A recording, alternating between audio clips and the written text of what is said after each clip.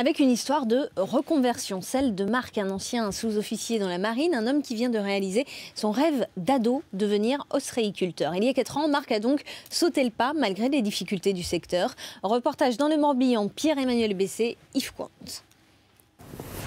Dans ce bassin, des huîtres triées, prêtes à partir dans les poissonneries. 3 ans que Marc Héry travaille dessus. C'est sa première production et il joue gros.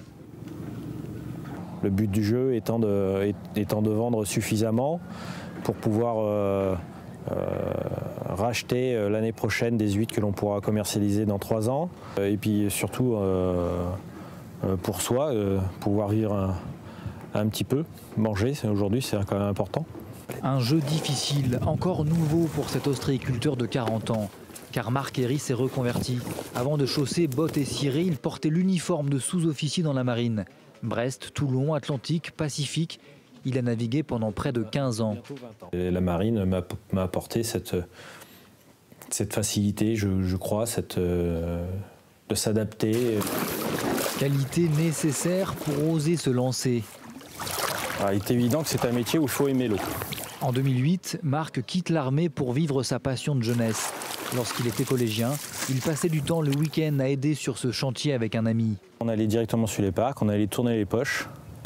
Et c'est comme ça qu'on a pris goût, que j'ai pris goût. Et puis on a commencé à discuter quand on avait une quinzaine d'années. D'éventuellement un jour reprendre ce chantier-là. Ce qui s'est fait une bonne vingtaine d'années après. En 2009, il obtient un bac pro culture marine. Il lance son entreprise et s'associe à Daniel Dorso. Bientôt à la retraite, l'ostréiculteur met son chantier à disposition. C'est rassurant parce qu'on part avec quelqu'un qui connaît le métier, qui sait réagir aux difficultés. Je ne serais pas parti s'il n'était pas resté là, m'accompagner un petit peu si c'était pas viable. C'est surtout maintenant avec la mortalité des juvéniles, c'est un peu plus dur à se relancer quand même. Car le secteur subit de plein fouet les conséquences de bactéries responsables d'une forte mortalité des huîtres.